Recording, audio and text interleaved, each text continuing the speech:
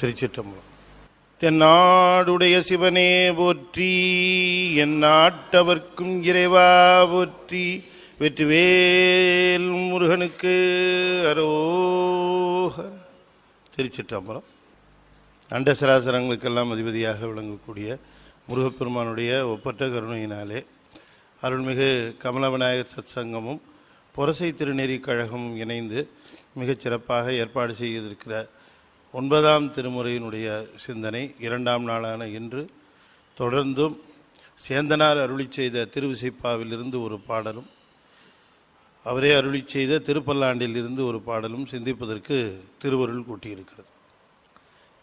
திருவிசைப்பா திருப்பல்லாண்டு இரண்டும் 9ஆம் திருமுறையிலே இடம்பெற்ற பாடற் பகுதிகள் என்கின்ற செய்திகளை எல்லாம் நேற்றைய தினம் நாம் சற்று விரிவாகவே பார்த்தோம்.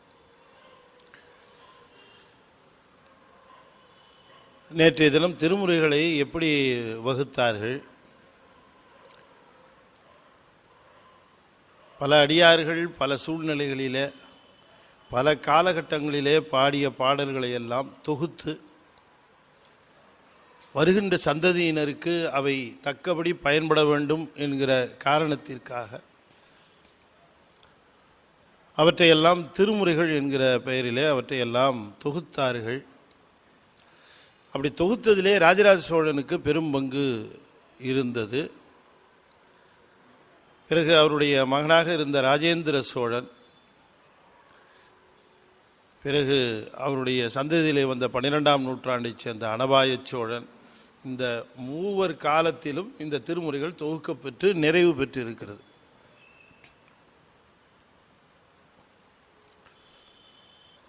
பாடல்களை எல்லாம் தொகுக்கிற பொழுது பல்வேறு செய்திகளை மனதிலே கொண்டுதான் அந்த பாடல்களை எல்லாம் தொகுத்திருக்கிறார்கள். பண் அமைப்பிலே பண்ணோடு பாடப்பெற்ற பாடல்கள் என்கிற அமைப்பிலே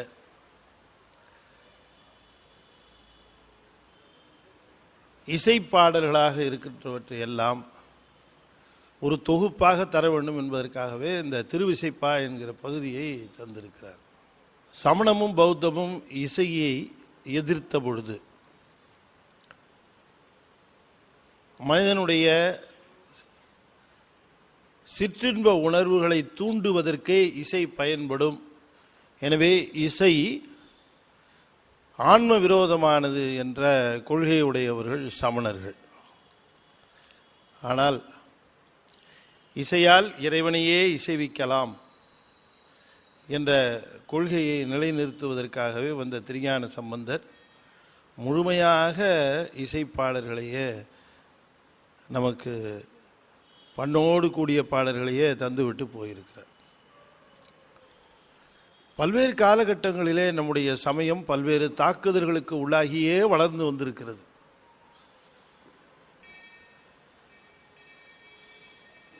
அவ்வப்பொழுது சில குறைபாடுகள் இருந்திருக்கலாம், இல்லைன்னு சொல்ல முடியாது. ஆனால் அந்த குறைபாடுகளையே அடிப்படையாக வைத்து சமயத்தை முற்றிலுமாக நீக்குவதற்குரிய முறையிலேயெல்லாம் கூட நிகழ்ந்த அந்த தாக்குதல்களெல்லாம் எதிர்கொண்டு சமாளித்து வெற்றி வாகை சூடி இன்றும் நிலைத்து நிற்கக்கூடிய ஒரு அற்புதமான சமயமாக நம்முடைய சைவ சமயம் விளங்குகிறது.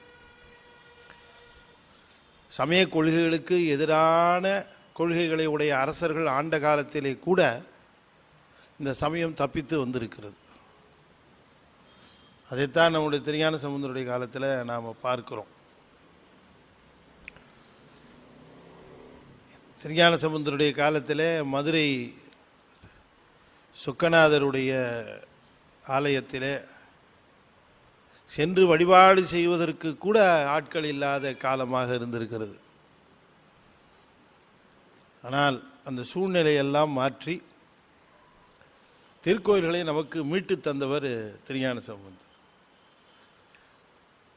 இன்றும் பல திருக்கோயில்களெல்லாம்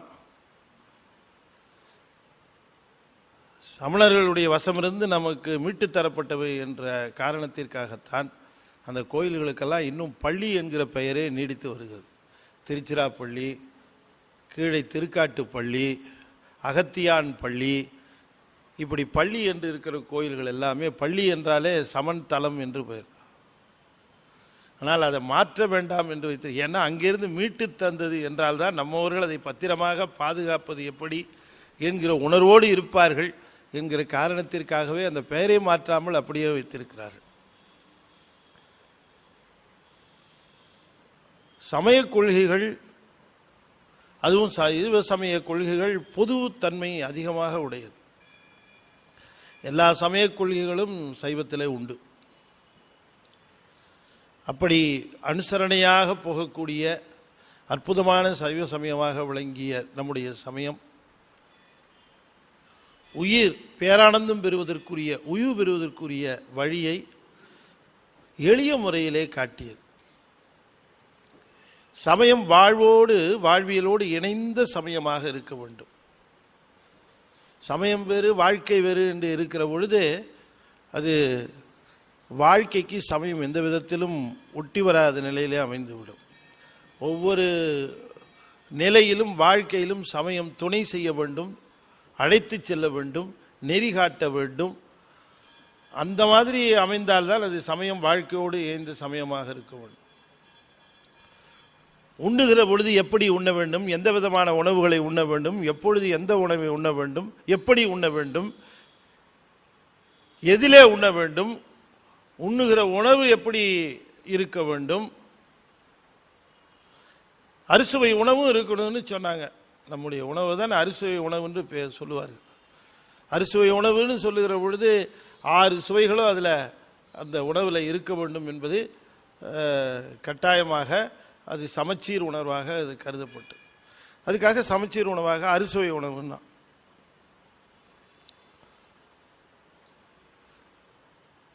ஆறு சுவையோடு கூடிய உணவு உண்ணுவதினாலே, சமச்சீர் உணவு உண்ணுவதினாலே எதிர்காலத்திலே இந்த உடம்புக்கு வரக்கூடிய நோய் நொடிகளிலிருந்து இந்த உடம்பு தானாக காப்பாற்றப்படுகிறது.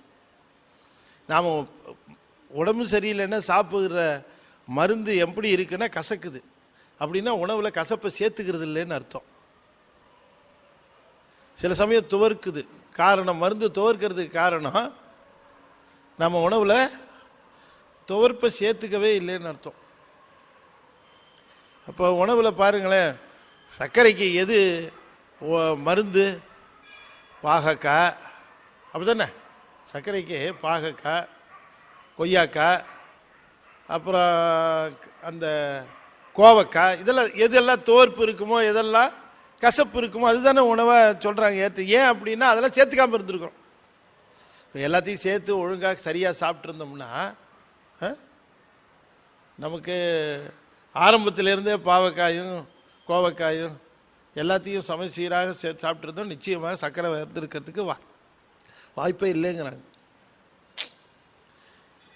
மருத்துவரை வச்சுக்கிட்டு இவ்வளோ விவரம் சொல்லிட்டு இருக்கிறேன் நான்.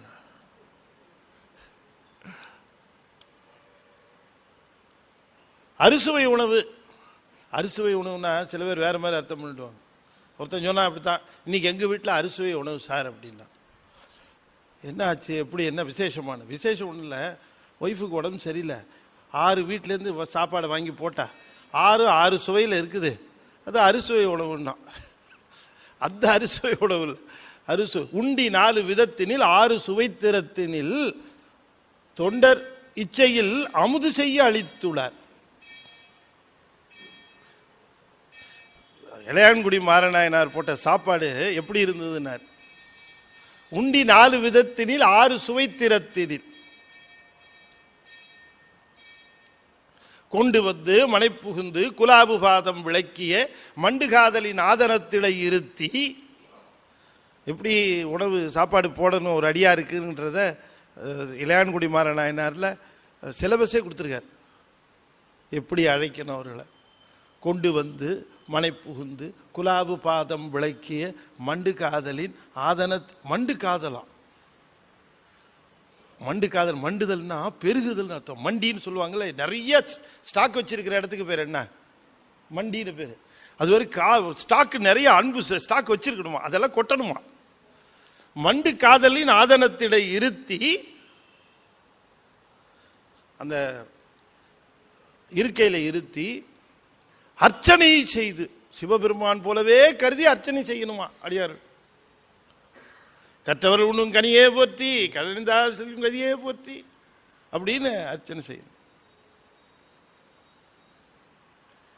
அப்புறம் என்ன செய்யணுமா? உண்டி 4 விதத்தினில் 6 சுவை திறத்தினில் அண்டர் வீரான் தொண்டர். அது ரொம்ப அழகா சொன்னார், ரொம்ப அற்புதம். அதுதான் கடைசியில் உண்டி 4 விதத்தினில் 6 சுவை திறத்தினில். 4 விதம் சொல்லியிருக்கேன் அடிக்கடி. 6 சுவை திறத்தினில் எல்லாம் செய்த பிறகு அவர்களுக்கு போடுகிற பொழுது அண்டர் வீரான் தொண்டர் இச்சையில் நீ என்ன சமைச்சிருந்தாலும் சாப்பிட்றவங்க விருப்பத்துக்கு தகுந்த மாதிரி தான் போடணும். சில பேர் சமைச்சிட்டோமேங்கிறதுக்காக வச்சு திணிச்சிருவாங்க. என்னங்க உங்களுக்காகவே சமைச்சா வீணா போயிருங்க சாப்பிட்ருங்க, இப்படி வேற சொல்லுவாங்க. வேற வீணா போயிடும் நீங்க சாப்பிட்ருங்க. ஒரு முதியவருக்கு இரவு உணவு போடுறதுன்னா அவருக்கு எது ஒத்துக்கும் எது ஒத்துக்காதுன்னு தெரிஞ்சுதானே போடணும். சொல்றார் அண்டர் வீரான் தொண்டர் இச்சையில் நீ என்ன செய்திருந்தாலும் கூட தொண்டர் இச்சையில் அவர்களுக்கு என்ன பிடிக்கும் எது பிடிக்கும் எவ்வளவு பிடிக்கும் தொண்டர் இச்சையில் அமுது செய்ய அளித்துள்ளார். நம்ம சாப்பாடு போடுறதுன்னு சொல்ல மாட்டோம், அமுது செய்வித்தல் தான் சொல்லுவோம். சாப்பாடு போடுறதுன்னு நம்ம இதுல எங்கேயுமே வராது. சாப்பாடு போடுறாங்கன்னா அன்னம் பாலித்தல், அமுது செய்வித்தல்.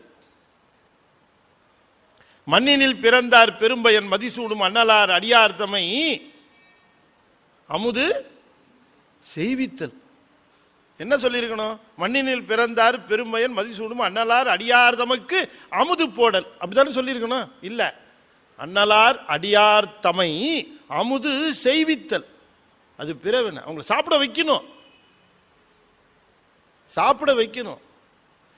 சில சமயம் வீட்டில் இருக்கிறவங்க பிஹேவ் பண்றதை பார்த்து வந்தவன் கிளம்பிடுவான். சரிங்க சார் அப்ப நான் கிளம்புறேன் அப்படின்னு. அவன் இருந்து அந்த உபச்சாரத்தை விருந்து உபச்சாரத்திற்கு தகுந்தவாறு இருக்க வேண்டுமே என்கிற நிலையில் அவன் இருக்கணும். அப்படி அதான் செய்வித்தல்.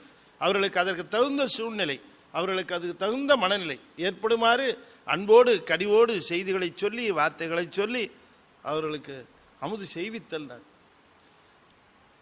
பெரிய அறமாக கருது. அந்த அமுது செய்வித்தல் அது கூட நமக்கு சமயம் துணை நிற்கும். எப்படி சாப்பாடு போடுறது, அப்படி ஒரு இலை போடுறது கரெக்டாக சொல்லும். எப்படி இலை போடணும், எது எந்த பக்கம் இருக்கணும், இதெல்லாம் சொல்லுதுங்க நம்முடைய சமயம். சமயம் சொல்லுது. அதுதான் வாழ்வியலோடு ஒட்டிய சமயம். வாழ்வு வேறு சமயம் வேறு என்று இல்லாமல் வாழ்வை ஒட்டிய சமயமாக, சமயத்தை ஒட்டிய வாழ்வாக. எனவே இந்த வாழ்க்கையிலே இறைவன் நம்மை விட்டு பிரிந்த நிலையே கிடையாது. எப்பொழுதுமே நம்மோடு இணைந்த நிலையிலேயே சிவத்தை எண்ணுவது. நாம் வேறு சிவம் வேறு என்கிற நிலையே இல்லை. எப்பொழுதுமே சிவ நினைவு, சிவ அனுபவமாகவே திகழ்வு. ரொம்ப அற்புதமா இந்த ஒரு பாட்டில் ஒரு செய்தி சொல்லுகிறார். எதற்காக இந்த அவயவங்கள் தரப்பட்டு இருக்கின்றன, எதற்காக கண்கள் தரப்பட்டு இருக்கின்றன, எதற்காக செவிகள் தரப்பட்டு இருக்கின்றன, எதற்காக நா தரப்பட்டு இருக்கிறது, எதற்காக இந்த உடல் தரப்பட்டு இருக்கிறது, ஏன் இந்த உடல் வந்தது, எதற்காக உனக்கு இத்தனை அவயவங்களை அவன் தந்திருக்கிறான், இல்லை ஏன் உனக்கு இத்தனை அவயவங்கள் வந்தது, உனக்கு ஏன் இவ்வளவு கொடுக்கணும், நீ என்ன கான்ட்ரிபியூட் பண்ண போற, என்ன உனக்கு கொடுக்கணும்.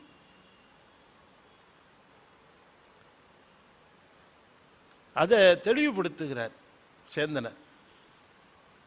நாம சிந்தித்து பார்க்கிற பொழுது இந்த அவயவங்கள் நமக்கு வந்ததனுடைய நோக்கம் என்ன? ஒரு மரம் என்னைக்குமே தான் ஈன்ற கனியை தானே உண்டதாக சரித்திரமே கிடையாது. என்னைக்காவது மாமரத்தில் வந்த மாம்பழம் முழுக்க இந்த மரமே சாப்பிட்டுருச்சு சார் அப்படின்னு என்னைக்குமே கேள்விப்பட்டதே இல்லை. ஓரறிவு தாவரம் கூட பிறருக்கு பயன்படுமாறு அமைத்திருக்கிற இந்த நிலையிலே தனக்கு மட்டுமே பயன்படுமாறு வாடுகின்ற ஒரே ஜீவன் மனித இனம் மட்டும்தான் என்பதை நாம் புரிந்து கொள்ள வேண்டும். இது அப்படிதான் நினைக்குது. இந்த உலகம்லாம் எனக்காகவே, இந்த உடல் எனக்காகவே, இந்த இருக்கிற பொருள்லாம் எனக்குத்தான் என்று வாழ்கிறது. ஆனால் மற்ற உயிர்கள் அப்படி வாழ்றதே இல்லை. பசி தீர்ந்து விட்டால் உடனே தன்னை மறந்து தன் பசி நீங்கிய பிறகு மற்றவற்றை விட்டு விடுவதுதான் எல்லா உயிர்களுக்கும் இயல்பா இருக்கு. ஆனா பசி தீர்ந்த பிறகும் கூட மனிதன் விட மாட்டான். மற்றவன் பசிக்கு கிடைக்கிற உணவை கூட தட்டி பறிப்பான். எதுக்காகன்னு கேட்டா, அதனாலதான் அவனுக்கு எக்ஸ்ட்ரா ஃபிட்டிங்க அந்த 6வது அறிவு கொடுத்துருக்காரு. இதுக்கு தான். எதுக்கு? தட்டி பறிக்கிறதுக்கு. ரொம்ப அற்புதமா சொல்லுகிறார். கற்றவர் விழுங்கும் கற்பக கனியை கரையிலா கருணை மாக்கடலை. கற்றவர் விழுங்கும் கற்பக கனியை கரையிலா கருணை மாக்கடலை. மற்றவர் அறியா மாணிக்க மலையை மதிப்பவர் மணமணி விளக்கை.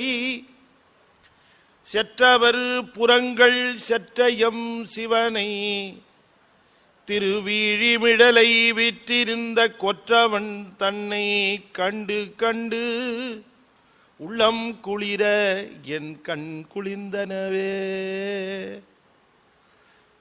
உள்ளம் குளிர என் கண் குளிர்ந்தனவே. கொற்றவன் தன்னை கண்டு கண்டு என் உள்ளம் குளிர என் கண் குளிர்ந்தனவே. யார் இந்த கொற்றவன்? கற்றவர் விழுங்கும் கற்பக கனியை கரையிலா கருணை மாக்கடலை. கருணைக்கு அளவே கிடையாது. பெருமானுடைய கருணைக்கு அளவு கிடையாது. அதுக்கு என்ன உதாரணம் சொல்றதுன்னு பார்த்தார். கடலுக்கு கரையில்லாத கடல். கரையில்லாத கடல். கடல்னு சொன்னாலே அதுக்கு நிச்சயமா எங்கேயாவது ஒரு பக்கமாவது கடல் கரை இருக்கணும் இல்லையா? கடற்கரை இங்கே இருக்க நமக்கு கடற்கரை. கடல்னு சொல்லுகிற பொழுது எண்ணி பார்க்கிறார். கடல் போல பறந்து விரிந்தது பெருமானுடைய பரங்கருணை. ஆனால் கருணை பறந்து விரிந்ததுன்னு சொன்னா கூட, கடல்னு சொன்னா கூட கடலுக்கு கரை உண்டே சார். அது மாதிரி எங்கேயாவது ஒரு இடத்துல அதுக்கு ஒரு முடிவு இருக்கணுமே கருணைக்கு அப்படின்னு சொல்லிடுவோன்ட்டு சொன்னார். கரையிலா கருணை மாக்கடலை. கடலை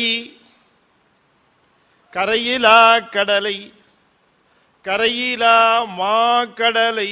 இது எதுக்குன்னாரு? கருணையிலா. கருணை, அந்த கருணையினுடைய உச்சம். கருணையே வடிவமானவன் பெருமான்.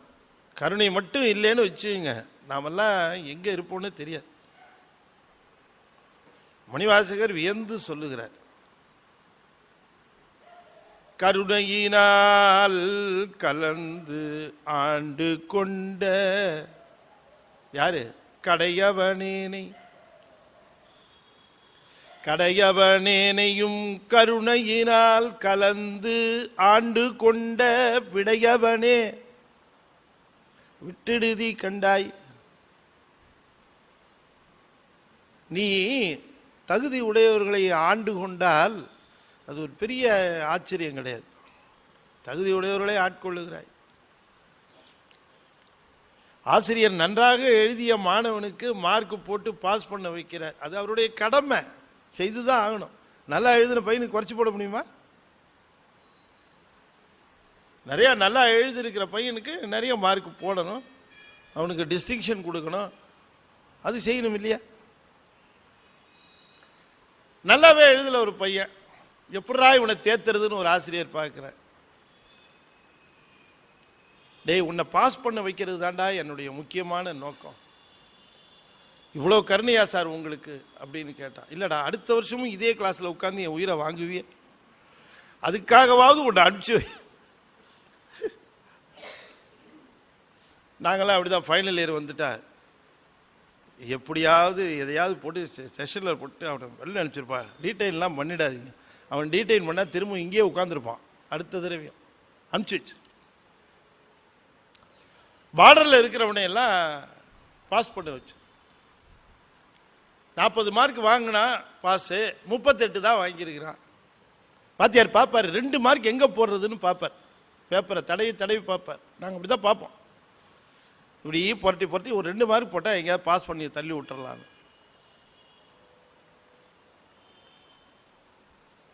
சென்னையில் ஓடும் நதி எது அப்படின்னு கேட்டிருப்பான். கூவன்னு எழுதணும், இவன் செஞ்ச பாவம் காவிரின்னு எழுதிடுவான். எதுக்கு மார்க் போடுறது? எப்படி இன்ட்டு தப்பு. இப்போ திருப்பி பார்த்தார்ல, அப்போ பார்க்கும்போது இந்த கேள்வியை திரும்ப பார்த்தார். பையன் ஓரளவு ரைட்டாக எழுதியிருக்க மாதிரி தெரியுது. ஏன்னார், சென்னையில் ஓடும் நதி எதுன்னா நதியே ஓடலை நம்ம எழுதலை, ஓடுது. ஆனால் தப்பாக தான் சொல்லியிருக்கான், பேர் தான் தப்பாக சொல்லியிருக்கான். ஓடுதுங்கிறது பாதி ரைட்டு, நதி பேர் பாதி தப்பு. அதனால் பாதி மார்க் கொடுக்கலான்ட்டு 4 மார்க்குக்கு 2 மார்க் போட்டு 38 40 ஆக்கி பாஸ் பண்ண வச்சுட்டார். நல்லா எழுதின பையனை பாஸ் பண்ண வச்சது அவருடைய கடமை. ஆனால் 38 மார்க் வாங்கின பையனை 2 மார்க் போட்டு பாஸ் பண்ண வச்சது அவருடைய கருணை. பெருமானே, எனக்கு அருள் செய்தது உன்னுடைய கடமை இல்லை. ஏன்னா மற்றவர்களுக்கு அருள் செய்தாயே, அவர்களா தகுதி உடையவர்கள், தவம் செய்தவர்கள். அவர்களுக்கு நீ கருணை செய்தால், அவர்களுக்கு நீ அருள் செய்தால் அது உன்னுடைய கடமை. ஆனால் எனக்கு நீ அருள் செய்திருக்கிறாயே, அது உன்னுடைய கடமை இல்லை. இந்த 38க்கு 2 போட்டு 40 மார்க் பண்ணி பாஸ் பண்ண ஆசிரியர் போல எனக்கும் நீ பாஸ் பண்ண வச்சே, அது உன்னுடைய கருணையினார். கருணையினால் கலந்து ஆண்டு கருணையினால் கலந்து ஆண்டு கொண்டனர். அது இன்னும் என்ன சிறப்பு அப்படின்னா, நாங்கள் இந்த கல்லூரியில் படிக்கிற பொழுது இந்த கலந்து ஆண்டு கொண்டங்கிறது நான் ரொம்ப அனுபவித்தேன். கருணையினால் ஆண்டு கொண்டன் புள்ள, கடையவனேனையும் கருணையினால் கலந்து ஆண்டு கொண்டன். இந்த ப்ராக்டிகல்ஸ் பண்ணும்போது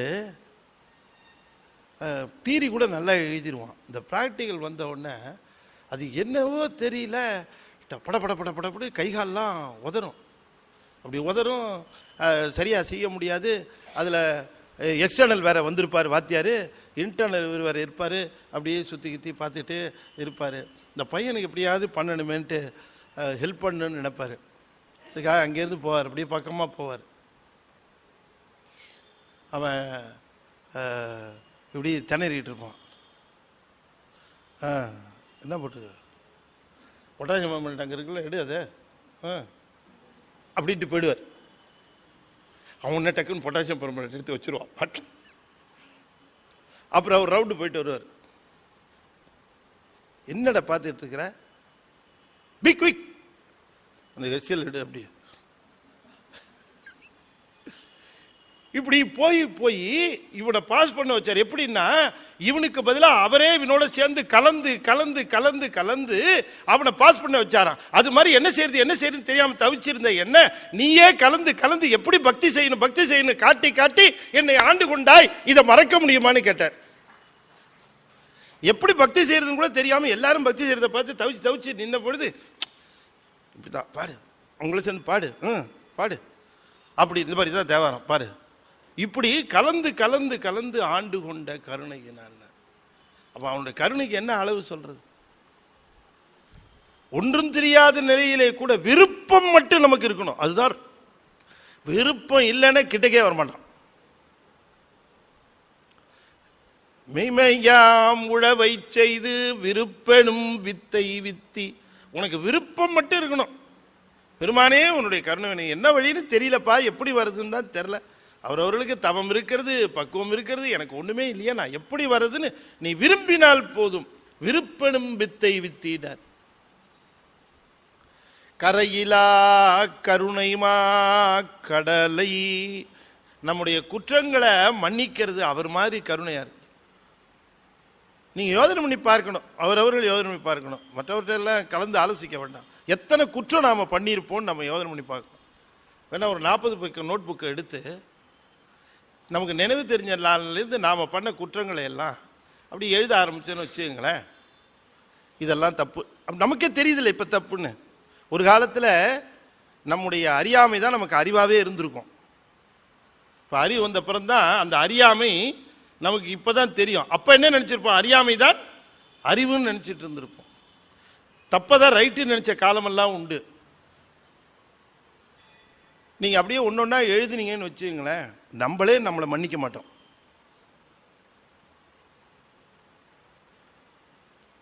இந்த இந்த 40 பக்கம் ஒரு வேளை 40 பக்கம் நோட்டு கூட பத்தாம போனால் ஒரு கோயில் நோட் புக்கை வாங்கிக்கோங்க. 10 லட்சம் எழுத ஆரம்பிச்சோம்னா நினைவு தெரிஞ்ச நடந்து செய்த குற்றங்கள் இத்தனை குற்றத்தையும் மறந்து நம்மை தன்பால் ஈர்த்து இதுதான் தேவாரம் படி, இதுதான் திருவாசகம் படி, இதுதான் திருமுறை படி என்று இன்று நம் கையில திருமந்திரத்தை தந்திருக்கிறானே, அவனுடைய கருணைக்கு அதுக்கு மேல என்ன அளவு சொல்ல முடியும்? நீங்க யோசனை பண்ணி பாருங்க. இதை விட என்ன செய்யறது? தன்னை காட்டி நிற்கின்ற பெருங்கரடி செய்கின்றான்.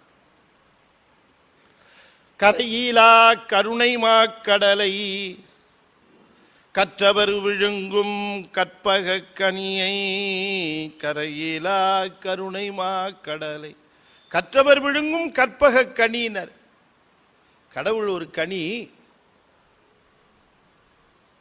அது கற்பக கனி, அது கற்றவர் விழுங்கும் கற்பக கனி, கற்றவர் விழுங்கும் கற்பக கனியை. அப்பர் சாமி சொன்னார், கற்றவர் உண்ணும் கனியே போற்றி, கழடைந்தார் செல்லும் கதியே போற்றி, மற்றொருவர் ஒப்பில்லா மருந்தே போற்றி, வானவர்கள் போற்றும் மருந்தே போற்றி, செற்றவர்தம் புறமரித்த சிவனே போற்றி, திருமூலட்டானனே போற்றி போற்றி. கற்றவர் உண்ணும் கனியே போற்றி, அது அப்படியே வாங்கிக்கிட்டார். கற்றவர் விழுங்கும் கற்பக கனியை, கரையிலா கருணை மாக்கடலை. இந்த கனி கிடைச்சிருக்குது, அதை சாப்பிடணுன்னா கற்றவர்கள் மட்டும்தான் சாப்பிட முடியும். என்ன சார் படிக்கணும், ஏதாவது ஒரு எம்ஏ எம்ஃபில் பிஏ பிகாம் இப்படி படிக்கணுமா அதை சாப்பிட்றதுக்கு? கற்றவர்கள் கற்றவர்கள் உண்ணுவதும் விழுங்குவதும் இருக்கின்ற கனி. நான் அடிக்கடி ஒரு உதாரணம் சொல்லியிருக்கேன், நினைவுபடுத்துகிறேன். ஒரு நண்பர் வீட்டுக்கு போனேன். நண்பர் ஐயா வாங்கன்னு வரவேற்றார். உள்ள நுழைகிற பொழுதே திருச்சியில் இருக்கிற அன்பர்,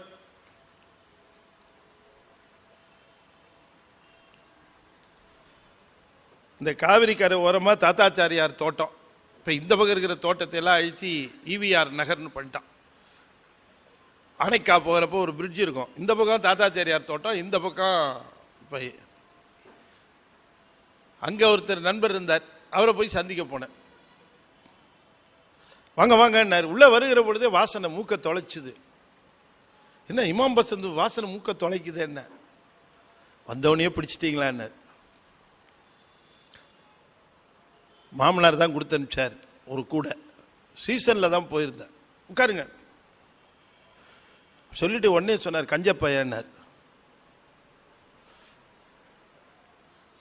எந்த மாப்பிள்ளை மாமனாரை பாராட்டி இருக்கிறான்? அது ரகசியமாக சொன்னார். ஏன் நான் ஒரு கூட தான் அனுப்பிச்சாராம். உள்ள திரும்பி உமா யார் வந்திருக்கா பாரு அண்ணா வாங்கண்ணா. உங்கள் அப்பா அனுப்பிச்சார்ல, உங்கள் அப்பாவும் உங்கள் அப்பா அனுப்பிச்சார்ல மாம்பழம், வரும்போதே சார் மாசம் முடிச்சிட்டார், கொண்டா ஒரு பழம்னார். அந்த அம்மா தட்டில் எடுத்து ஒரு பழத்தை வச்சு கட் பண்ணி அரிஞ்சு அதை கொண்டு வச்சுது. சும்மா இந்த பழத்தோட வர்ணம் ஏற்கனவே வாசனை மூக்க தொலைச்சிருச்சு. அதையே பார்த்துட்டு இருந்தேன். அப்புறம் எப்போ ஊர்லேருந்து வந்தீங்க அப்படின்னாரு. காலையில் தான் வந்தேங்க. எப்படி போயிட்டுருக்கு சொற்பொழிவு? எல்லாம் நல்லா போயிட்டு. புத்தகம் ஏதாவது போட்டிருக்கீங்களாமே? ஆமாம், ஞானத்திரள் புத்தகம் போட்டு. அவர் பேசுகிறாரு, நான் பாட்டு பழத்தையே பார்த்துட்டு இருக்கிறேன். என்ன பழத்தை இன்னும் சாப்பிடாம இருக்கீங்கன்னாரு. இதைத்தாயா எதிர்பார்த்தேன். கொண்டது வச்சதுக்கப்புறம் ஊர் கதையை பேசிக்கிட்டு இருக்கிறீரு, சாப்பிடுங்க. எடுத்து அப்படி போட்டா நழுவுது, அப்படியே கரையுது. நான் கூட இப்ப செய்திக்கு வருவோம். மாம்பழத்தை நான் உள்ள வருகிற பொழுதே அதை நாசியால நுகர்ந்தேன், அந்த வாசனையை நுகர்ந்து கொண்டு வச்ச உடனே தட்டில் இருக்கிறத கண்ணுனால பார்த்து மகிழ்ந்தேன். அவ்வளோதானா, முடிஞ்சு போச்சா? பழ அனுபவம் கிடச்சிருச்சா பழத்துக்கு? அதான் வாசனையை பிடிச்சிட்டிங்களா, அப்புறம் என்ன? அதான் கண்ணால் பார்த்தா போதுமா? இல்லை. உண்மையான அனுபவம் எப்போ கிடைக்குதுன்னா, பழம் வேற இல்லை நான் வேற இல்லைன்னு ரெண்டும் அத்துவிதமாகணும் நாக்கில். இந்த நாக்கில் போட்ட அதுதான் உண்மையான. அதுபோல் சிவபெருமானை நாம் அனுபவிக்கிற பொழுது எத்தனையோ சொற்பொழிவுகள், எத்தனையோ செய்திகள், எத்தனையோ படித்தல், எத்தனையோ பார்த்தல், எல்லாம் என்னன்னு கேட்டால் சிவபெருமானை சிவம் என்கிற கனியை கண்ணால் பார்ப்பதும் மூக்கால் நுகர்வது போலவும் தான். அது உண்மையான அனுபவம் கிடையாது. நான் வேறு அல்ல சிவம் வேறு அல்ல, நீ ஒன்றாக அத்துவிதமாக அனுபவிக்கிற அனுபவம் தான் கற்றவர்கள் உண்ணுகிற கனியாக விளங்கும். நாம் அவங்கெல்லாம் உண்ணுகிறார்கள், நாம் என்ன பண்ணிட்டு இருக்கோம்? மூக்கால வாசனை மட்டும் பிடிச்சிட்டு இருக்கிறோம். கண்ணால பார்த்து ஆனந்தம் தான், ஆனா முழுமையா இது. அதனால சொன்னார், கற்றவர் உண்ணும் கற்பக கனியை கரையிலா கருணைவா கடலை மற்றவர் அறியா மாணிக்க மலையை. எப்படி தெரியாம போச்சுன்னு தெரியலையேங்கிறார். கண்ணுக்கு முன்னால தெரிகிற ஒரு பொருளை எங்கன்னு கேட்குறான். நான் சென்னைக்கு வந்த புதுசு, ரொம்ப சிறுபோதில் என்னுடைய நண்பருடைய என் கூட படித்தா ஒரு பையன், அவனுடைய மாமன் சென்னைக்கு வந்தார். சென்னைக்கு வந்தப்போ அவனை கூப்பிட்டு வரலான்னு வந்தார். அப்போ அவன் என்ன பண்ணான், என்னையும் கூட்டிகிட்டான். டேய் எங்கள் மாமா மெட்ராஸ் போகிறாரு, நான் போகிறேன், நீ வரியாடாங்க. அப்போ எல்லாம் சென்னைனா ஏதோ ஒரு பெரிய கனவு உலகம். திருச்சியிலேருந்து சென்னைக்கு சரிடா நானும் வரேன், என்னையும் கூப்பிட்டு போடா. உடனே எங்கள் 2 பேரையும் அழைச்சிட்டு வந்தார். அவர் பொறுப்பில் தான் வந்தோம். அவர் எங்கேயோ கூப்பிட்டு போனார், எனக்கு என்ன சரியாக நினைவு வரல. அது அப்போ கூப்பிட்டு போனார். கூப்பிட்டு போயிட்டு ஒரு நாள் என்ன மறுநாள் காலையில் கிளம்புறார், எங்களையும் கூப்பிட்டு போங்க வெளியிலன்னு. டேய், டி நகரில் கிருஷ்ணவேணி தியேட்டருக்கு பக்கத்தில் ஒருத்தர் நண்பர் இருக்கார், அவரை சந்திக்கிறதுக்காக நான் போகிறேன், நண்பரை பார்க்கறதுக்காக போகிறேன், நீங்கள் வரீங்களா அப்படின்னு. வரேன், நாங்கள் உட்காந்து என்ன பண்ண போகிறோம், அப்படியே ஊர் பார்த்து பாரு. சரி வா அப்படி 2 பேரையும் கூப்பிட்டுட்டேன். ஏதோ ஒரு பஸ்ஸில் ஏறணும், குழந்தை டி நகர் பஸ் ஸ்டாண்டு, இப்போ இருக்கிற பஸ் ஸ்டாண்டு தான் அப்போவும் இறக்கி விட்டார். இப்போ இருக்கிற பஸ் ஸ்டாண்டுனா இப்போ என்ன ஸ்டேஜில் இருக்கோ அதே மாதிரி தான் அப்போவும் இருந்ததுன்னு. அவ்வளோ மோசமாகவே இருக்குது. எனக்கு நினைவு தெரிஞ்ச நாள்லேருந்து மோசமாகவே இருக்கிற பஸ் ஸ்டாண்டில் ஒன்றுனா அது டி நகர் பஸ் ஸ்டாண்டு. இதெல்லாம் நீங்கள் பதிவுலேருந்து அழிச்சிருங்க, இது எடிட் பண்ணி. கொஞ்சம் கூட இம்ப்ரூவ்மெண்ட்டே இல்லாமல் 30-40 வருஷமாக மோசமாகவே ஒரு பஸ் ஸ்டாண்டு இருக்கும் நம்ம வாழ்க்கையில் அப்படின்னா நான் அந்த நாள்லேருந்து பார்க்குறேங்க. சரி, அது அப்படியே பழகிட்டோம் நமக்கு. இப்போ அப்படி இல்லாமல் கொஞ்சம் இம்ப்ரூவ் பண்ணால் கூட நம்மளால் ஒத்துக்க முடியாது. இன்னும் பஸ் ஸ்டாண்ட் மாதிரியே இல்லையே சார் இது அப்படின்னு சொல்லிவிடுவோம். சரி விட்டுருங்க. நாங்கள் பஸ் ஸ்டாண்டில் வந்து இறங்கின உடனே நாங்கள் இறங்கின உடனே கண்ணு முன்னால் தெரிஞ்சது என்ன, கிருஷ்ணவேணி தியேட்டர். உடனே அவரை பார்த்து சொன்னோம், சார் இங்கே பாருங்க கிருஷ்ணவேணி தியேட்டர் அப்படின்னு. நான் மாமா இங்கே பாருங்க கிருஷ்ணவேணி தியேட்டர். அதிக பிரசங்கிங்களா, நம்ம ஊருக்கு புதுசுரா, இப்படி அவசரப்படக்கூடாது அப்படின்ட்டு அங்கே போன ஒருத்தர், சார் கிருஷ்ணவேணி தியேட்டர் எங்கே இருக்கு? அவன் எப்படி பார்த்தான் தெரியுங்களா எங்களை? கண்ணுக்கு முன்னால தெரியல ஒரு இடத்த இன்னொருத்தர் கேட்டா தெரிஞ்சுக்கணும். தீயவை புரிந்தாரேனும் முருகவேள் திருமுன்பு உற்றால் தூயவராகி மேலை தொல்கதி அடைவர் என்கை ஆயவும் வேண்டும் கொல்லோ. அடுசமர் இந்நாள் புரிந்த மாயையின் மகனுமென்றோ வரம்பிலா அருள் பெற்று உய்ந்தான். கதபுராணத்தில் சொல்லுவார். ஏன்னா கண்ணுக்கு முன்னால தெரிகிற ஒன்றை இன்னொரு சாட்சி வச்சா தெரிஞ்சுக்கணும்.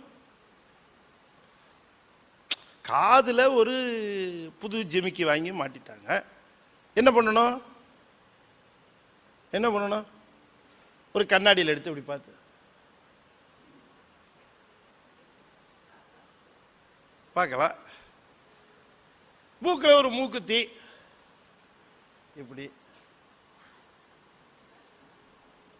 பார்க்கலாம். கையில் ஒரு மோதிரம் போட்டிருக்கேன், ஒரு கண்ணாடி எடுத்து வச்சு இப்படியா பார்ப்பான் ஒருத்தன்?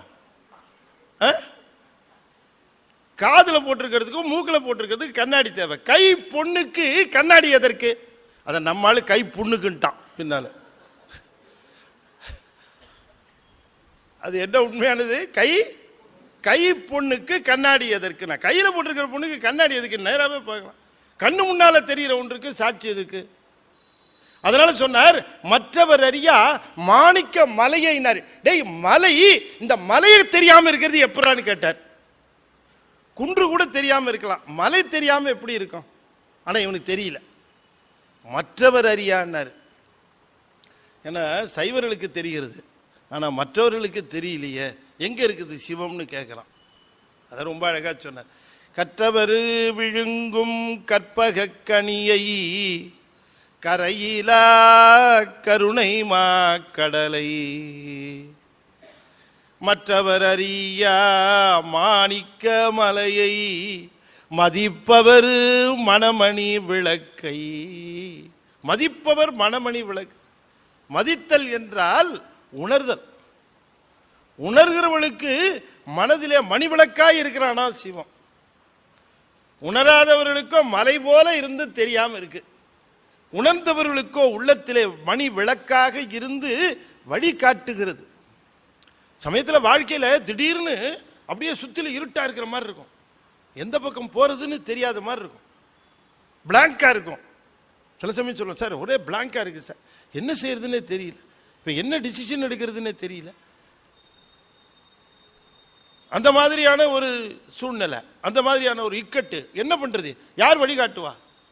உலகத்தவர்கள் வழிகாட்டுவார்களா? உலகத்தவர்களுக்கு உண்மையான வழி எதுன்னு அவர்களுக்கும் தெரியாது. நம்மள நலன் இருக்கலாம், ஆனா எது உண்மை எது பொய்ன்னு அவர்களுக்கும் தெரியாது. யார் வழிகாட்டுவா?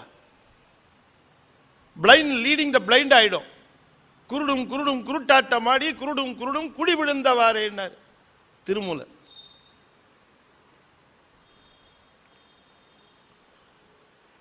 இங்க சொன்னார், மதிப்பவர் மணமணி விளக்கை. யார் அவரையே சிந்தித்துக் கொண்டிருக்கிறார்களோ, உணர்ந்து கொண்டிருக்கிறார்களோ, அவர்களுக்கு மனதிலே மணி விளக்காக இருக்கிறானாம். மணி விளக்குன்னாரு. வெறும் விளக்கு இல்லை, என்ன விளக்கா? மணி விளக்கு. வெறும் விளக்குன்னா யார் சார் எண்ணெய் ஊத்துறது, யார் திரி போடுறதுன்னு இந்த கேள்வியெல்லாம் கேட்டுட்டு இருப்பீங்க. இது மணி விளக்கு. மணி சோதியும் இயல்பு.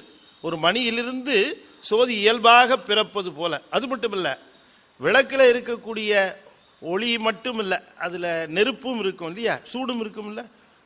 ஆனால் இந்த மணியில் வருகின்ற சோதி குளிர்ச்சியாக இருக்கும். மணியில் வருகிற சோதி குளிர்ச்சியாக இருக்கும். அதான் மாசற்ற சோதி மலர்ந்த மலர்ச்சுடரேனார். இது மணி விளக்கு. மணி விளக்கு என்று சொன்னால் மணியிலிருந்து பிறக்கின்ற சோதி இருக்கிறதே, அது ஒளி மட்டுமே தருமே தவிர என்ன தராது? வெப்பம் தராது, சூடு தராது. அது அப்படிப்பட்ட மணி விளக்கம்.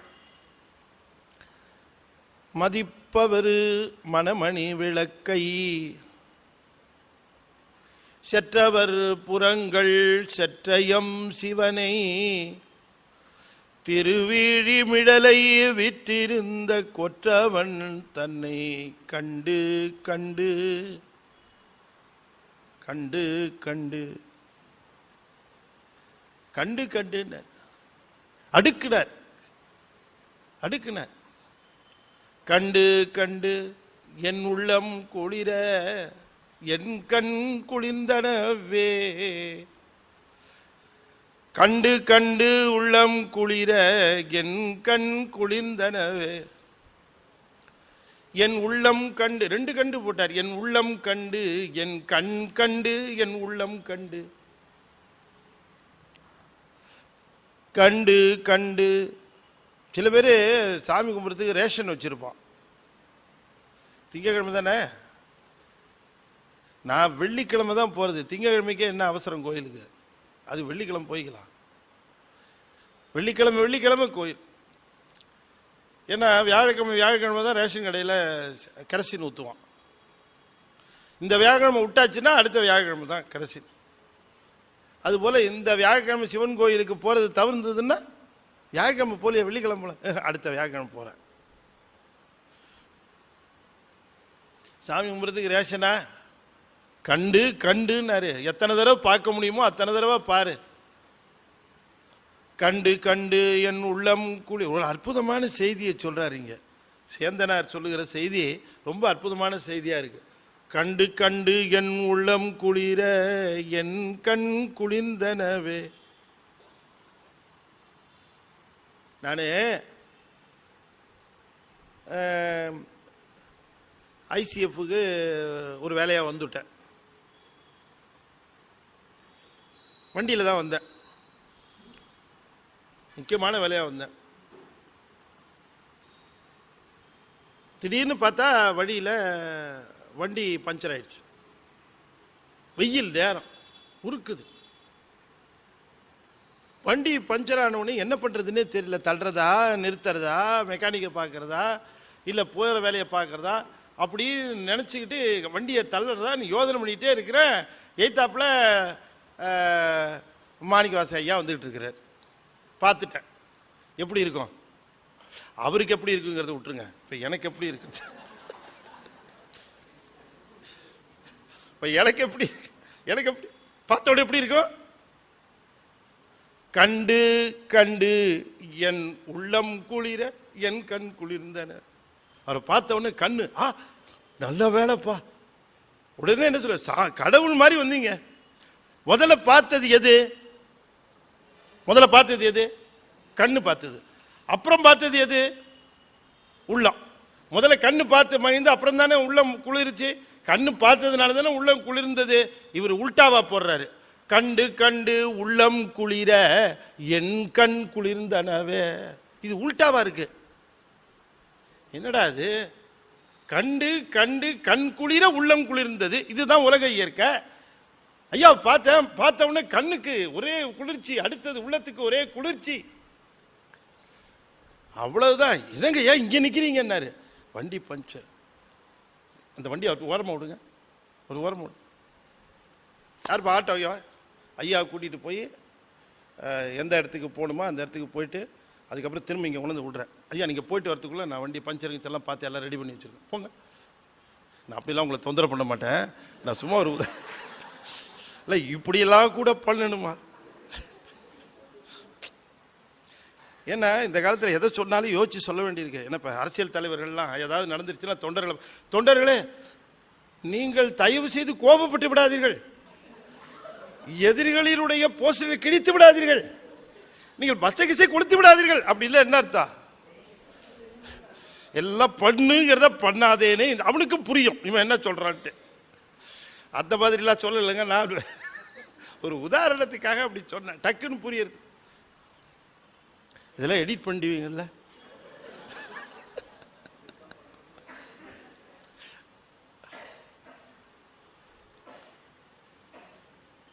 கற்றவர் விழுங்கும் கற்பக கனியை கரையிலா கருணை கடலை மற்றவர் அறிய. மற்றவங்கன்ட்டார் சிவனடியார்கள். இந்த சிவனடியார்கள் நம்மவர், சிவனடியார் அல்லாதவர் யாரு? மற்றவங்க. அது என்ன வார்த்தை போட்டார்? மற்றவர். மற்றவர் அறியா மாணிக்க மலையை மதிப்பவர் மணமணி விளக்கை செற்றவர் புறங்கள் செற்றயம் சிவனை திருவீழி மிடலை விற்றிருந்த கொற்றவன் தன்னை கண்டு கண்டு உள்ளம் குளிரையன் கண் குளிர்ந்தனவே. மாணிக்கவாசகர் சொல்றார், திருப்பெருந்துறையில் குருந்தமரத்தடியிலிருந்து சிவபெருமானை பார்க்கிறார். அப்படி கோஷ்டமூர்த்தமாக இருக்கக்கூடிய அந்த பெருமானை அப்படி குருந்தமரத்தடியில் இருந்து தெற்கு நோக்கி அமர்ந்திருக்கிற ஞானமே வடிவமாக அமர்ந்திருக்கிற பெருமானை பார்க்கிறார். கண்ணை நம்ப முடியல, உடம்பை நம்ப முடியல, எதையும் நம்ப முடியல. ஆனால் வந்திருக்கிறது சிவம்னு நல்லா தெரிஞ்சு போச்சு. பார்த்த உடனே என்ன செய்யறதுன்னே தெரியல, தவிக்கிறார். அந்த நேரத்தில் சிவபெருமான் அவரை பார்த்து இங்க வா அப்படின்னு கூப்பிடுறார். வா அப்படி அப்படின்றார். கண்ணப்பன் ஒப்பதோர் அன்பின்மை கண்டபின் என்னப்பன் என்னொப்பில் என்னையும் ஆண்டு கொண்டருளி வண்ணப்பணி தன்னை வா என்ற வான் கருணை. வான்னு கூப்பிட்டாருங்கிறார். சுண்ண பொன்வன் நீற்றற்கே சென்றுதாய் கோத்தும்பி. வான்னு கூப்பிடுறாராம். வான உடனேயே பெருமானுக்கு அவருடைய திருவடியில் விழுந்து வணங்க வேண்டும் என்று தோன்றுகிறது. விழுந்து வணங்குகிறார். வணங்கின உடனேயே அவருக்கு 6 வகை தீட்சையும் செய்கிறார். நயன தீட்சை, ஸ்பரிச தீட்சை, திருவடி தீட்சை, உபதேசம் எல்லாம் செய்கிறாராம் சுவாமி. கேட்காமையே ஒன்று பின்னால ஒன்று நடக்குது. பார்க்க போனால் குரு சீடனை பார்த்த உடனே என்ன அவருக்கு பக்குவமோ அதுக்கு தகுந்த மாதிரி ஏதாவது ஒன்று தான் செய்வார். குருவின் பக்குவத்துக்கு தகுந்த மாதிரி கொடுப்பார். குழந்தையினுடைய வயிறுக்கு தகுந்த மாதிரி தானே தாய் உணவு தருவா. கை குழந்தைக்கு பால் சங்கில் குட்டுவா. பள்ளிக்கூடம் ஒரு குழந்தைக்கு 2 இட்லி வச்சு கொடுப்பா. வேலைக்கு போகிற கணவனாருக்கு பொங்கல், பூரி, வடை, வேற ஒன்றும் இல்லையாம்மாவன் எல்லாத்தையும் வச்சு கொடுப்பார். எல்லாருக்கும் ஒன்று போல. இப்போ கை குழந்தை பசிக்காக கொண்டு போய் பொங்கலாக கொடுப்பா குழந்தைக்கு. பக்குவத்திற்கு தகுந்தார் போல அதி தீவிர நிலையில் இருந்தார் மணிவாசக பெருமாள். பெட்ரோல் மாதிரி இருந்தார். பெட்ரோலுக்கு அங்கே இருக்கும்போது இங்கே நெருப்பு காட்டினாலே பத்தும். வாழைத்தண்டை கொண்டு போய் நெருப்புலையே திணிச்சாலும் அது பத்தாது. இவர் எப்படி இருந்தார் நம்ம மணிவாசக பெருமான்? பெட்ரோல் மாதிரி இருந்தார். ஒவ்வொரு தீட்சை, எல்லா தீட்சையும் அப்பவே நடக்குது. உலகத்தில் சரித்திரத்தில் யாருக்கும் 6 தீட்சையும் ஒரே நேரத்தில் நிகழ்ந்ததில்லை, மணிவாசகரை தவிர. இல்லையா? பையன் கிளாஸுக்கு 1வது அனுப்பிச்சா அங்கேருந்து 6வது வகுப்புக்கு அட்மிட் ஆகி வரான்னு வச்சுக்குவோம். எப்படி இருக்கும் நமக்கு? இப்போ தான் 1வது சேர்த்தா அதுக்குள்ள பையனை 6வதே சேர்த்துட்டா எப்படி இருக்கும்? அது மாதிரி விறுவிறுன்னு போகிறார்.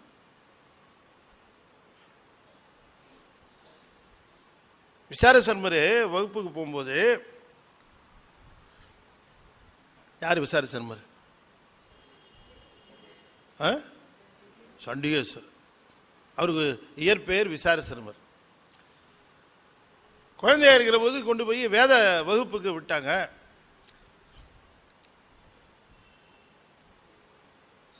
எல்லா குழந்தைங்களோடையும் இவரும் போய் ஒன்றா கூட போனார். போன உடனே வேதத்தில் வகுப்பு எடுக்கிறார் ஆசிரியர். முக்கியமான இடம் வந்தது. இந்த குழந்தை எழுந்திருச்சு நின்று சொல்லிச்சு, பெருமானே விண்ணப்பம் என்ன, அந்த வரி தப்பாக இருக்கும் போல இருக்க. எப்படி இருக்கும் அவருக்கு? டேய், இப்போத்தான் ஆனாவன் நான் படிக்கிறேன், அதுக்குள்ள வேதத்தில் நான் எழுதின வரிக்கு பொருள் கண்டுபிடிச்சி தப்பா சொல்கிறேன். நாளையிலேருந்து ஸ்கூல் பக்கம் வராது, உதை பின்னிவிடுவேன், அனுப்பிச்சுட்டு. அங்கே இருந்து அவங்க அப்பா எச்சதத்தை வந்தான். ஏன் பையனை விரட்டினீங்கன்னா, அகராதி உன் பையன்.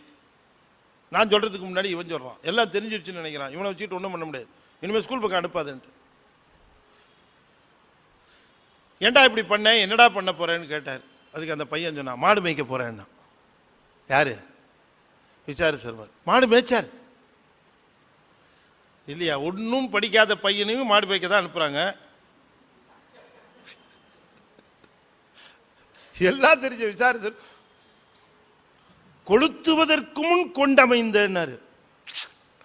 சேர்க்கிறார் வார்த்தை போடுகிற பொழுது நமக்கெல்லாம் கொளுத்ததான் தெரியுமா? அதாவது தீக்குச்சி கொளுத்ததான் அறியாமை இருள் நீங்கி அறிவுக்கு செய்தி தெளிவுடுமா? இங்க வாத்தியார் கொளுத்துவதற்கு முன்னே இவருக்கு தெளிவா தெரியுதான். கொளுத்துவதன் முன் கொண்டமைந்தார் விசார சர்மருக்கு. இயல்பாகவே ஓதாது உணர்கின்ற நிலை பெருமானுக்கு. அந்த தீவிர அதிதீவிர நிலை 4 நிலைகள்ல அடியார்கள் உண்டு. அதிதீவிர, அது தீவிர தரம். அதுக்கு அடுத்தது கீழே தீவிரம், அதுக்கு அடுத்தது கீழே மந்தம், அதுக்கு அடுத்தது கீழே மந்த தரம். தீவிரதர பக்தி.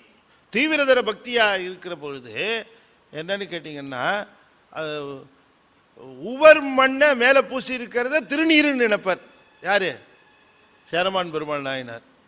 உவர் மண் அவருக்கு திருநீரா தெரிஞ்சு அவன் திருவடியில் போய் விழுந்தார். அது தீவிரம், தீவிரதரம். திருநீர் அணிந்தவர்களை வணங்குவது தீவிரம். தான் மட்டுமே திருநீர் அணிந்து கொள்வது மந்தம்.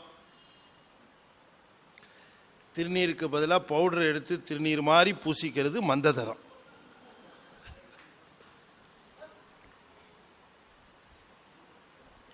எப்படி தான் இதெல்லாம் கண்டுபிடிக்கிறீங்களோ தெரியல சார். நாளையிலேருந்து பண்ண மாட்டோம் சார்.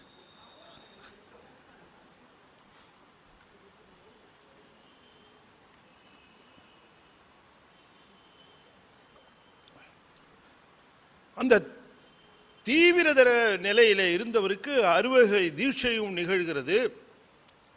இணையார் திருவடி என் தலைமேல் வைத்தலுமே துணையான சுற்றங்கள் அத்தனையும் துறந்தொழிந்தேன். அப்ப அவரை பார்த்துட்டு சொன்னார், இந்த பெருமானை எங்கேயோ பார்த்த மாதிரி இருக்கேன்னார். மணிவாசக பெருமான். யார? சுவாமி உட்கார்ந்துருக்காரு, இங்க உட்கார்ந்துருக்க பெருமானை பார்த்து இவர் எங்கேயோ பார்த்துருக்க இதுக்கு முன்னால. எங்கன்னார்? சோதி பிழம்பாய் இருக்குது, இது எங்கேயோ பார்த்துருக்கிறேன். இப்போதான் ஞாபகத்துக்கு வருது. என்ன தெரியுமா, நான் ஒவ்வொரு நாளும் சிவபூசையில் உட்காருகிற பொழுது என் மனதிலே தோன்றுமே அந்த சிவப்பிழம்பு தான் இதுன்னார். நல்லா கவனமா கேட்கணும். இப்ப வெளியில பார்த்தது நான் உள்ள பார்த்ததுன்னார். ஆக்சுவலா என்ன நடக்கணும் அப்படின்னு சொன்னா, இது உல்டாவா இருந்திருக்கணும். இந்தன கருளி இருள் கடிந்து உள்ளத்து எழுகிற ஞாயிறே போன்று நின்ற நின் தன்மை நினைப்பற நினைந்தேன். உள்ளத்துல பார்க்கிறது எப்பன்னா, வெளியில பார்த்ததுக்கு அப்புறம் உள்ளத்துல வரும். இங்க உள்ளத்துல பார்த்ததுக்கு அப்புறம் வெளியில வந்ததுன்னார். உள்ள பார்த்திருக்கிற மாதிரியே இருக்கேன். அப்ப என்ன நினைது, இது உள்ள பார்த்தது யோகம், வெளியில பார்த்தது ஞானம். யோகத்துக்கு அடுத்த ஞான நிலை வந்துட்டார். இந்தன கருளி இருள் கடிந்து உள்ளத்தெழுகிற ஞாயிறே போன்று நின்ற நின் தன்மை நினைப்பற நினைந்தேன். நீயலால் பிரிதுமற்றின்மை சென்று சென்று அணுவாய் தேய்ந்து தேய்ந்து ஒன்றாம் திருப்பெரும் துறை உரை சிவனே. ஒன்றும் நீ அல்லை அன்றி ஒன்றில்லை யார் உன்னை அறியகிற்பாரே. என்ன பாட்டு இதெல்லாம்!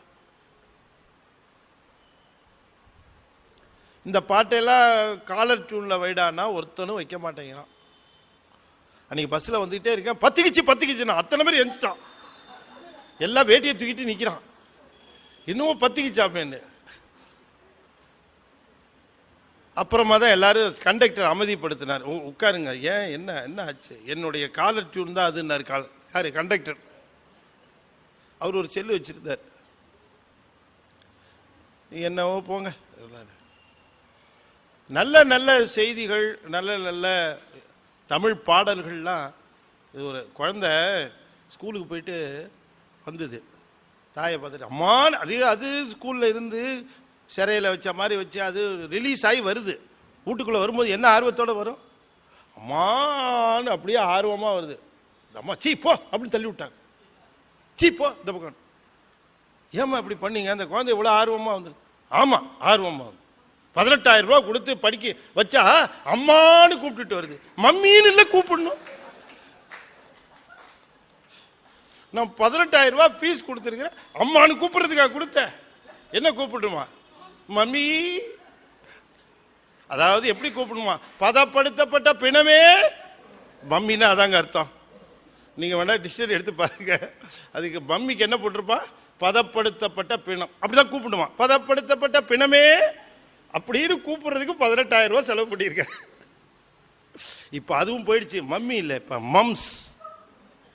அது மம்ஸும் போய் மம் மம் அப்படின்னு. ஏண்டா அம்மாவை மம்முங்கிறிய, பெரியம்மாவை மேக்சிமம், சின்னம்மாவை மினிமம்.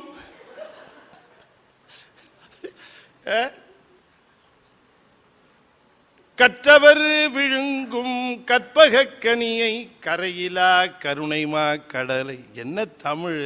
என்ன படிச்சா வினையெல்லாம் ஓடும். துன்பம் எங்கேருந்து வரும் சொல்லுங்க? வருமா? இந்த நாட்டில் என்ன நடக்குதுன்னே தெரியல. எங்க போயிட்டு இருக்கோன்னு தெரியல, என்ன நடக்குதுன்னு தெரியல. இந்த 12 திருமுறைகளை கொண்டு போய் எப்படி சேர்க்கறதுன்னு தெரியல. நம்மளை விட ஆனால் வெளிநாட்டில் ரொம்ப ஊற்றமாக இருக்கிறாங்க. மலேசியா போன்ற நாடுகள்ல எல்லாம் உண்மையிலேயே இன்னும் ஊற்றமாக இருக்கிறார்கள். அதை பற்றி ஓரளவு எனக்கு மகிழ்வாகத்தான் இருக்குது. நான் போயிட்டு வர்றதுனால சொல்கிறேன், இங்கேருந்தே சொல்லலை. திருமுறைகளின் மேலே அவ்வளவு நாட்டம், அவ்வளவு ஆர்வம். இந்த திருமுறைகளை வளர்ப்பதில் அவ்வளவு ஒரு ஈடுபாடு, அத்தனை ஆர்வமாக இருக்கிறார்கள். திருமுறையின் பெருமையை தெரிந்து அந்த இளைஞர்கள்ட்ட கொண்டு போய் சேர்க்க அதுக்கு எத்தனை பெருமை இருக்கு. கற்றவர் விழுங்கும் கற்பக கனியை கரையிலா கருணை கடலை மற்றவர் அறியா மாணிக்க மலையை மதிப்பவர் மணமணி விளக்கை செற்றவர் புறங்கள் செற்றயம் சிவனை திருவிழிமிடரை விற்றிருந்த கொற்றவன் தன்னை கண்டு கண்டு உள்ளம் குளிரையன் கண் குளிர்ந்தனவே. உள்ளம் குளிர என் கண் குளிர்ந்தனவேன்னாரு. அது என்ன பொருள்னு சொல்ல இங்கேயும் சொல்லுகிறார். வெளியில பார்த்தது உள்ள பார்த்த மாதிரி இருக்கேங்கிறார். கண்டு கண்டு என் கண் குளிர உள்ளம் குளிர்ந்தனவே அப்படிதான் சொல்லியிருக்கணும். ஆனா எப்படி சொல்லியிருக்கார்? கண்டு கண்டு என் உள்ளம் குளிர என் கண் குளிர்ந்தனவே. உள்ளம் குளிர்ந்தது, கண்ணும் குளிர்ந்தது. அது என்ன பொருள்னா, உள்ளம் குளிர்ந்தது, கண் குளிர்ந்ததுன்னா கண் தான் பெற்ற பயனை பெற்றது. இன்னைக்கு தான் எனக்கு கண்ணு வந்ததனுடைய பயனே கிடைச்சது. இந்த கண்ணினுடைய பயன் என்ன? இந்த கொற்றவனை காண்பது தான் பயன். அது பெற்று விட்டதுன்னார். கண் குளிர்ந்ததுன்னா கண் தான் பெற்ற பயனை பெற்று விட்டது. கண்ணுடைய பயன் என்ன? கொற்றவன் தன்னை கண்டு கண்டு இந்த உள்ளம் குளிருமாறி காணுவது தான் இந்த கண்ணுக்கு பயன். இந்த உள்ளம் குளிருமாறி காது திருமுறைகளையும் தேவாரத்தையும் திருவாசகத்தையும் கேட்கணும். அதுதான் இந்த காது பெற்ற பயன். இந்த நா பெற்ற பயன் என்ன? இந்த உள்ளம் குளிருமாறு நமச்சிவாயம். நாவினு கருங்கலம் நமச்சிவாயவே, பூவினு கருங்கலம் பொங்கு தாமரை, ஆவினு கருங்கலம் அரணஞ்சாடுதல், கோவினு கருங்கலம் கோட்டம் இல்லது, நாவினு கருங்கலம் நமச்சிவாயவே நமச்சிவாயவே நமச்சிவாயவே நமச்சிவாயவே. நமச்சிவாயன்னு சொல்றதுதான் நாவினு கருங்கலம். அப்ப நான் குளிர்றது எப்ப குளிரும்? நமச்சிவாயன்னு சொல்லி உள்ளத்தை குளிர வச்சா நான் குளிரும். நான் குளிர்தல்னா நான் தான் பெற்ற பயனை பெற்று விட்டதுன்னு அர்த்தம். இந்த உடம்பு பெற்ற பயன் இறைவனை தலையே நீ வணங்காய், தலை மாலை தலை கணிந்து தலையாலே பலி தேரும் தலைவனை தலையே நீ வணங். தலை வந்ததுடைய பயன் என்ன தெரியுமாடா உனக்கு? தலையே நீ வணங்க. தலை ஒவ்வொரு கருவிக்கும் உத்தரவு போடுறார். செவிகால் கேண்மின்களோ, கண்கால் காண்மின்களோ, கைகால் குப்பித் தொழில், கால்களால் பயன் என் கோகர்ணம் சூடா, கால்களால் பயன். மொத்த உடம்பைய நம்ம தான் நமக்காக வாழ்ந்துகிட்டு இருக்கிறோமே. நமக்காக வாழ்ந்துட்டு இருக்கிறோம். பொருளை ஈட்டுகிறோம், வயிற்றை நிரப்புகிறோம், நம்பியவர்களை காப்பாற்றுகிறோம். எல்லாம் செய்வதோடு இந்த கருவி கரணங்கள் தூய்மை அடைவதற்கு அது வந்ததற்கான பயனையும் அதற்கு கொடுத்து விடு. இந்த கண்ணு சொல்லுது, நீ எல்லாத்தையும் பார்க்கிறிய, என்னை கொடுத்ததனுடைய பயனாக இந்த சிவனையும் பாரு, கொஞ்சம் என்னை காணு மாதிரி செய்ய அப்படின்னு. கண்ணே நீ இந்த சிவனை பாரு அப்படின்னு சொன்ன உடனே கண்ணு குளிர்தான். அப்பா, இந்த கொடுத்த பயன் இன்னைக்காவது இந்த கண்ணுக்கு கிடைக்குமாறு இந்த பாவி பண்ணான். இது வரைக்கும் ஒரு நாளில் 22 மணி நேரம் டிவி பார்த்தவன் தப்பி தவறி 2 மணி நேரம் பார்க்க வச்சுட்டான் கோயிலில் போய் அப்படின்னு. கண்ணு குளிருமா, காது குளிரணும், கண்ணு குளிர் பெற்ற பயனை பெறணும். திருஞான சம்பந்தர் மதுரை வீதிகளில் வருகிறாராம். கண் பெற்ற பயனை பெற்றோம் நாங்கள். எல்லாரும் நின்று கூப்பி தொடுகிறார்களாம். அவங்களாம் சொன்னாங்களாம், ஐயா கண்ணு வந்த பயன் இன்னைக்கு கிடைச்சிச்சா எங்களுக்கு, இந்த ஞான குழந்தைய பார்த்துட்டோம் ஐயா என்று சொன்னார்களாம். அதுதானே கண் பெற்ற பயன்.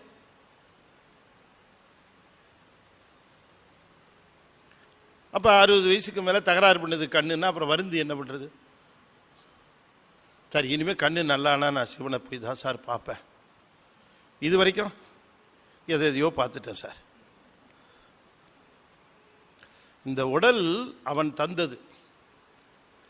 மிண்டு மனத்தவர் போமின்கள் மெய்யடியார்கள் விரைந்து வம்மின் வம்மின் கொண்டும் கொடுத்தும் குடிகுடியா ஈசர்க்கு ஆட்செய்மின் குடாம் புகுந்து அண்டம் கடந்ததோர் பொருள் அளவில்லதோர் ஆனந்த வெள்ளப்பொருள் பண்டும் இன்றும் என்றும் உள்ள பொருள் என்றே பல்லாண்டு கூறுதுமே. அது எப்படிப்பட்ட பொருள்? பண்டும் இன்றும், அன்னைக்கு இருந்துச்சு இன்னைக்கு இருந்துச்சு. அப்படியா? என்னைக்கு இருக்குண்டா போடா. பண்டும் இன்றும் என்றும் உள்ள பொருள் என்றே பல்லாண்டு கூறுதுமே. கூறுவதற்கு மிண்டு மனத்தவர் போமின்கள் மெய்யடியார்கள் விரைந்து வம்மின். இல்ல எனக்கு கொஞ்சம் வேலை இருக்கு, சரி நீ போ, எங்களையாவது தொந்தரவு பண்ணாம இரு போ. மிண்டு மனத்தவர் போமின்கள், மிண்டு மனத்தவர் செறிந்து கிடக்குதான். என்ன உலக அனுபவங்களை அனுபவிக்க வேண்டும் என்று செறிந்து கிடக்கின்ற இந்த மனத்தவர்கள், அவர்கள்லாம் வர வேண்டாம், போங்க, நீங்க ரொம்ப ஏற்கனவே பிஸின்னு எங்களுக்கு தெரியும், நீங்க எல்லாம் போயிடுங்க. மெய்யடியார்கள் விரைந்து வம்மின்னர். ஏன் சீக்கிரமா வாடினார்? மெய்யடியார்லாம் சீக்கிரம் வந்துருக்கு. ஏன்? அவன் ஒன்னையும் கூட்டிட்டு போயிடுவான். போகும்போது போறவன் என்ன பண்ணுவான்? என்ன சார் கோயில் எங்க சார் போகுது? அது அங்கேயே தான் சார் இருக்கும். படம் தான் சார் இன்று இப்படம் கடைசி, நீங்க இன்னைக்கு பார்த்துட்டு வாங்க. அது அப்புறமா இந்திய தொலைக்காட்சிகளில் முதன் முறையாக, அது 2ஆம் முறையா பார்த்தா டேஸ்டே கிடையாது, நீங்க வாங்க அப்படின்னு போயிடுவான், கூட்டிட்டு போயிடுவான். நீ போயிடாத. மெய்யடியார்கள் விரைந்து வம்மின், விரைந்து வம்மின். கொண்டும் கொடுத்தும் குடி ஈசற்கு ஆட்செய்மின். குடாம் புகுந்து அண்டம் கடந்ததோர் பொருள். அண்டம் கடந்தது பொருளா? அந்த பொருள் ஆனந்த வெள்ள பொருள். அதுக்கு கொண்டும் கொடுத்து குடி ஈசற்கு ஆட்செய்வினர். நம்ம சேந்தனர் ஈசனோடு நாம கொள்ளுகிற அந்த உறவை எப்படி சொல்லியிருக்காரு பாருங்க. கொண்டும் கொடுத்தும். நம்ம தமிழ் வழக்கத்தில் நம்ம பேசுவோம் அந்த குடிகளில், கொண்டாங் கொடுத்தாமோ, கொண்டா கொடுத்தாமோ. கொள்ளுவது பெண்ணை எடுப்பது இல்லையா, கொடுப்பது பெண்ணை கொடுப்பது, பெண்ணை கொடுத்துட்டு பெண்ணை எடுக்கிறது, இது கொண்டும் கொடுத்தும்பாங்க. அதாவது உறவு விட்டு போகக்கூடாதுன்னு என்ன பண்ணுவாங்க அந்த காலத்தில், வெளியில் போயிடக்கூடாதுங்கிறதுக்காக, சொத்து வெளியில் போயிடக்கூடாதுன்னு அங்கேயே கொடுத்து அங்கேயே அப்படி அப்படியே முடிச்சுக்குவாங்க. சில ஊர்களில் எல்லாம் அந்த ஊருக்குள்ளேயே அப்படியே திருமணத்தை முடிச்சுக்கணும் வெளியில். சில உறவு முறைகள்லாம் வெளியிலேருந்து யாரும் இல்லாமல் அப்படியே அந்த உறவு முறைக்குள்ளேயே அப்படியே. அப்படிதானே இங்கே சொல்கிறார். நாமெல்லாம் எப்படி இருக்கணுமா சிவனடியாரெல்லாம்? கொண்டும் கொடுத்தோம், எல்லாம் குடியாக இருக்கணும். நாமெல்லாம் கூட்டமாக இருந்தால் நம்மளை யாரும் ஒன்றும் பண்ண முடியாது. தனித்தனியாக இருந்தால் தான் போட்டு அடிக்கிறான். குடியாக இருப்போம். குடி ஈசர் காட்சி அது சொன்னார். குடி ஈசருக்கு ஆட்செய்மின். நீ தனியா போய் நான் பணி செய்கிறேன்னு கிளம்பி பிரயோஜனம் இல்லை. உன் கூட்டத்தை வீட்டை கூட்டிட்டு வா, ஒய்ஃபை கூட்டு வா, குழந்தைய கூட்டு வா. சும்மா நான் மட்டும் போயிட்டு வந்தேன்னா பிரயோஜனப்படாதுன்ட்டார். குடி ஈசருக்கு ஆட்செய்மின். அவர் நம்ம சேந்தனார் ஒருத்தர் தான் சொன்னார். தனித்தனியா என்ன வருது? எங்க சார் வர பிஸியில் நான் வரதே கஷ்டமா இருக்கு. அவளை கிளம்புறதுக்கு 1 மணி நேரம், பஸ்ஸில் கூட்டி இறக்கிறதுக்கு 1 மணி நேரம். இது என்ன? நான் டக்குன்னு கிளம்பி வந்துடுவேன் சார். இதெல்லாம் பார்க்கக்கூடாது. சில சமயம் பார்த்தா கூட வரத்துக்கு பயந்துட்டு அவங்களே நீயே போயிட்டு வந்துடுறியாமாங்க. வா வா வா வா வா ஏறி ஏறி ஏறி ஏறி பஸ்ஸில் போகிறதுக்குள்ளே ஏறி ஏறி இறங்க இறங்க இறங்க இறங்க நான் வந்துடுறேன், நீ போ. கொண்டும் கொடுத்தும் குடி ஈசற்கு ஆட்சை. குடியாக ஈசற்கு ஆட்செய்யுங்கள், தனித்தனியா இல்லை. நாம நெறிப்படுத்தணும் நம்முடைய குழந்தைகளை. நான் சாமி கும்பிட்றேன்னா என்னுடைய குழந்தைய நெறிப்படுத்தணும், என் மனைவியை நெறிப்படுத்தணும். இல்லை இன்னைக்கு பிரதோஷமாச்சே, சாயந்தரம் அங்கே கமலவனாயர் கோயிலில் பூசை இருக்குமே, கொஞ்சம் முன்னாடியே போக வேண்டாமா? இல்லைங்க நானும் கிளம்பிட்டேன், இந்த சீரியல் தான் என்ன பண்ண, அதெல்லாம் அப்புறம் பார்த்துக்கலாம், வா கிளம்பு. நெறிப்படுத்தணும். ஐசிஎஃப்ல யாரும் அப்படி கிடையாது, எனக்கு நல்லா தெரியும். நான் வெளியூரை பற்றி பேசுகிறேன். ஈசருக்கு ஆட்செய்கிற பொழுது குடி ஈசருக்கு ஆட்செய்வின். பாருங்க, நான் மட்டும் நெறியில நின்றால் பத்தாது, என்னை சார்ந்த வரைக்கும் நெறியில ஈடுபடுத்த வேண்டும். அது என்னுடைய கடமை. சார் சொன்னா கேட்க மாட்டாங்க நீ ஏன் நினைச்சுக்கிட்டு சொல்லாம இருக்காத. சொல்லு, கேட்கறது கேட்காது அவங்க சமாச்சாரம். நான் சொல்லவே இல்லைன்றது தான் இருக்கக்கூடாது. நெறிப்படுத்து, அதனுடைய கடமை. சொன்னா ஒன்றும் தப்பு இல்லை, தப்பா. நான் டாக்டர்மா வீட்டுக்கு போனேன், அமுதா அப்பன் வீட்டுக்கு போனா 2 குழந்தைங்களும் தேவாரம் பெரிய புராணம் என்ன அழகா உட்கார்ந்து பாடுதுங்க. அப்படியே அப்ப எனக்கு இதுதான் ஞாபகத்து, குடி ஈசருக்கு ஆட்செய்வின்கிறது இதுதான் போல இருக்கு அப்படின்னு உண்மையிலேயே மகிழ்ந்தேன். அவங்க எதிர்பார்த்துருக்க மாட்டாங்க டக்குன்னு நம்மளை இப்படி சொல்லுவாருன்னு. ஆனால் உண்மையிலேயே நான் போனவொடனே அது ரெண்டும் வந்து பாருங்கள், ரெண்டும் குழந்தைங்களும் கல்லூரியில் படிக்குதுங்க. அது உடனே திருநீரை நல்லா அழகாக பூசிக்கிட்டு 2 பெண் குழந்தைங்களும் அப்படியே பார்க்குறதுக்கு மங்கையர்க்கரசியார் மாதிரியே இருந்தது. வந்து அப்படி அழகாக உட்காந்துக்கிட்டு உடனே தேவாரத்திலிருந்து பெரிய புராணத்திலிருந்து பாடல்களை அழகாக எடுத்து சொல்லிச்சுங்க. இதுக்கு பேர் தான் குடி குடி ஈசற்கு ஆட்சி. நம்ம கூட்டத்தோடு நம்ம நம்ம நம்ம சார்ந்தவரை நெறிப்படுத்த வேண்டிய நம்முடைய கடமை இல்லை இல்லையா? கராத்தே கிளாஸுக்கு நேரம் இருக்கான்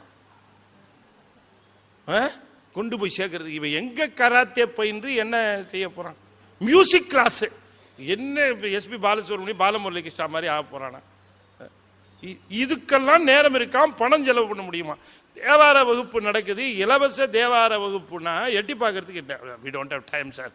குழந்தை ரொம்ப காலேஜ்லேருந்து வந்த ஸ்கூல்லேருந்து வந்தால் ரொம்ப டயர்டாயிடுறான். இதுக்கு டயர்டாயிடுறான் அப்படிங்கிறான். கேட்கும் போதே இந்த கராத்தே கிளாஸ் அனுப்பிச்சப்புறமே அம்மா கிட்ட எக்ஸ்கர்ஷன் பணமே இப்படி தான் கேட்குறான். கொடு 100 ரூபா 500 ரூபா இப்படி தான் கேட்குறான். இவன் கையை காலை ஆட்டுறதை பார்த்தா கொடுத்துட்ற ஒழிச்சு போட.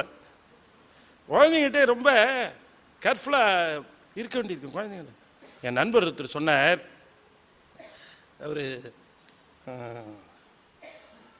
வீட்டில் அந்த குழந்தை சொன்னா என்னன்னு தெரியலைங்க, அந்த குழந்தை கையில் அந்த குழந்தை அழுதுகிட்டு இருந்துச்சான். ராத்திரி இவர் போயிருக்காரு, லேட்டாக போனார், 9 மணி போயிருக்காரு.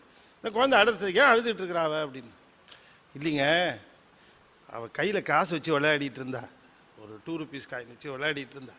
இந்த 2 ரூபீஸ் காயின் வச்சு விளையாடுறாளேன்னு சொல்லிவிட்டு நான் அவளுக்கு தெரியாமையே நைஸாக எடுத்துட்டேன். இது எங்கேயா முழுங்கி போகிறான்னு நான் எடுத்து வச்சுட்டேன்.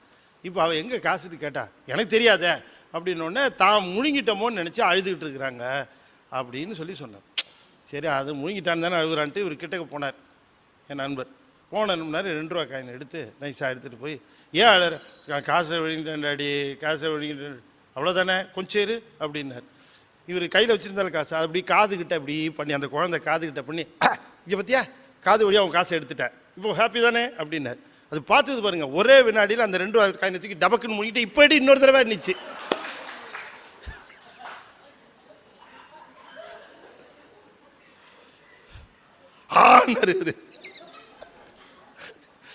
எதையும் செஞ்சு கூட காட்ட முடியல, அவ்வளவு பயங்கரமா இருக்கு குழந்தைங்க இந்த காலத்துல. குடி குடி ஈசற்கு ஆட்செய்மின் கொண்டும் கொடுத்தும். கொண்டும் கொடுத்தும் என்ன கொடுக்கணும்? நம்முடைய பற்றுகளை எல்லாம் கொடுத்தணும். ஏன்? அண்டங்கடந்த பொருள். அண்டங்கடந்த பொருளுக்கு தருவதற்கு அண்டத்தில் இருக்கிற பொருளை கொடுத்து என்ன பிரயோஜனம்? அது அண்டங்கடந்த பொருள். இந்த அண்டத்தில் இருக்கிற பொருளை கொடுத்தே கவுக்கணும்னா எப்படி முடியும்? இந்த வாழைப்பழத்தை வச்சு அது என்ன பண்ணும்? இந்த தேங்காயை வச்சுக்கிட்டு அது என்ன பண்ணும்? இந்த வெத்தலை பாக்க வச்சுக்கிட்டு அது என்ன பண்ணும்? அது அண்டங்கடந்த பொருள். அதுக்கு இதையெல்லாம் கொடுத்து கவுக்கணும்னு நம்மால் பார்க்குறான் பாருங்க. டே அப்பா, இவன் சாமர்த்தியம். அதுவும் அவங்ககிட்ட இந்த வாழைப்பழம் வாங்குறதுக்கு, சூடை வாங்குறதுக்கு, வெத்தலை பாக வாங்குறதுக்கு அவன்கிட்ட பண்ணுற பார்கெயின். என்னையா நேற்று 4 நாள் கொடுத்த போது 4 வெத்தலை இருந்தது, இன்னைக்கு 3 தான் இருக்கு. இந்த வெத்தலை எத்தனைன்னு என்றதுலேயே நேரம் போயிடும். அண்டங்கடந்த பொருளுக்கு நீ அண்டங்கடந்த நிலையில அல்லவா ஒன்று தரணும். நீ அண்டத்தில் இருக்கிறத தந்து என்ன ஆகுறது? அதுக்கு தான் சொன்ன அண்டம் கடந்த பொருள் அளவில்லதோர் ஆனந்த வெள்ள பொருள். அப்ப எது பெற வேண்டும், கூட எது பெற்றுக்கொள்ள வேண்டும், கொள்ள வேண்டும் என்று கேட்டால் அது நல்லா தெரியுது. ஆனந்த வெள்ளம் அதுதான் பெற வேண்டியது. அப்ப கொடுக்க வேண்டியது எது? இந்த உலக பற்றுகளை கொடுத்துரு. அப்ப கொடுக்க வேண்டியது உலகப்பற்று, பெற வேண்டியது ஆனந்த வெள்ளம். கொண்டும் கொடுத்தும் ஈசற்கு ஆட்செய்மின். எங்க சாமி இந்த பற்று போகுது? அவ்வளவு சுலபமாவா இந்த பற்று போகுது? பற்று பற்று பற்று எதை பார்த்தாலும் பற்றுவது தான். என்ன செய்யறது? பற்று எப்படி? இந்த பார், இந்த பற்றெல்லாம் போனா போகாது. நீ ஒன்று செய். என்ன? அடியார் திருக்கூட்டத்தில் போய் புகுந்துக, குழாம் புகுந்து. அடியார் திருக்கூட்டத்தில் போய் சேரு. அவங்க எண்ணம் உன்னை இன்ஃப்ளூயன்ஸ் பண்ணும். நம்ம எண்ணம் தனியாக இருந்ததுன்னா இது அப்படியே வைப்ரேட் ஆகிட்டு இருக்கும். அடியார்கள் எல்லாம் ஒன்று கூடி இருக்கிற பொழுது அவருடைய எண்ணமெல்லாம் நம்முடைய எண்ணத்தின் மேலே பாய்ந்து நமக்கு ஈசன் மேல அன்பு பிரதிபலித்து பற்றுகளை விடுகிற எண்ணம் வரும். அதனால குடாம் புகுந்து ஈசற்கு ஆட்செய்மின்னர். குடி குடி செய், குடாம் புகுந்து செய், அடியாரோடு சேர்ந்து செய். எத்தனை அற்புதமான செய்தி சொல்லியிருக்கார். மிண்டு மனத்தவரு போமின்கள், போறவனை பத்தி கவலைப்படாத, நீ போறவனெல்லாம் இழுத்து பிடிக்கணும்னு உன் டயத்தை வேஸ்ட் பண்ணாத, போறவனெல்லாம் விட்டுருட்டார். இப்படியே சொல்லியிருக்கார். திருமுறையில் ரொம்ப முக்கியமான இடம். மிண்டு மனத்தவர் போம், இஷ்டம் இல்லாதவன் கெட் அவுட். இது மாதிரி சொன்ன ஒரே ஆசிரியர், திருமுறை ஆசிரியர் சேந்தனார் ஒருத்தர் தான் சொல்லியிருக்கார். பிடிக்காதவன் இங்க இருந்து டிஸ்டர்ப் பண்ணாத, கெட் அவுட். மிண்டு மனத்தவர் போமின்கள், மெய்யடியார்கள் விரைந்து வம்மின், கொண்டும் கொடுத்தும் குடிகுடி ஈசற்கு ஆட்செய்மின், அண்டம் கடந்த பொருள் அளவில்லதோர் ஆனந்த புள்ள பொருள், பண்டும் இன்றும் என்றும் உள்ள பொருள். நீங்க பிடிச்சிக்கிட்டு இருக்கிறதெல்லாம் நிலையில்லாதது, நேற்று இருக்கும் இன்னைக்கு இருக்காது. நான் ஒரு பொருளை ரொம்ப அட்டாச்சா பிடிச்சி வச்சிருந்தேன், நேற்று இருந்தது இன்னைக்கு இல்லை. எது? என் ஜாபு. நேற்று ரொம்ப பிடிச்சி வச்சு தான் இருந்தேன், இன்னைக்கு சொன்னார் சார் நீங்கள் இன்னைக்கு ரிட்டையர் ஆகுறீங்க சார், கிளம்புறீங்களா? அப்படி சார் என் சீட்டு, உங்கள் சீட்டு தான் இது, நேற்று வரைக்கும், இன்னைக்கு வேற ஒருத்தர் வந்து உட்காருவார். நிலையில்லாத பொருளை தானே நாம நம்முடைய பொருள்னு சொல்லிட்டு இருக்கிறோம். எது நிலை இல்லையோ அது மேலதாங்க நமக்கு ரொம்ப நாட்டம். சில பேர் இந்த பஸ்ல ஏறி இந்த ஜன்னல் ஒரு சீட்டு கிடைச்சா அவன் என்ன நினைச்சுக்கிறான், இந்த சீட்டையே இந்த தமிழ்நாடு போக்குவரத்து கழகம் எழுதி கொடுத்துட்ட மாதிரியே நினைக்கிறான். அப்படிதான் நினைப்பு வருது. இந்த இறங்குற வரைக்கும் இந்த பஸ்ஸே சொந்தம், இந்த சீட்டே சொந்தம் நினைக்கிறான். அடுத்த ஸ்டாப் தான் இறங்கிட போறோம், அதுக்குள்ள என்ன உரிமை பாராட்டுறது?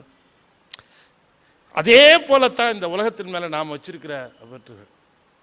இப்படி நிலையில்லாத பொருளின் மேல நீ பற்றை வைத்துக் கொண்டிருக்கிறாயே, இது எப்படிப்பட்ட பொருள் தெரியுமா? பண்டும் இன்றும் என்றும் உள்ள பொருள். இது நிலையான பொருள் ஆயிடுச்சே, இது மேலே அல்லவா நீ பற்றை வைக்கணும். அப்ப நிலையான பொருளின் மேலே பற்றை வைக்காமல் நிலையில்லாத பொருளின் மேலே பற்றை வைக்கின்றாயே, அதனால நீ என்ன செய்ய வேண்டும்?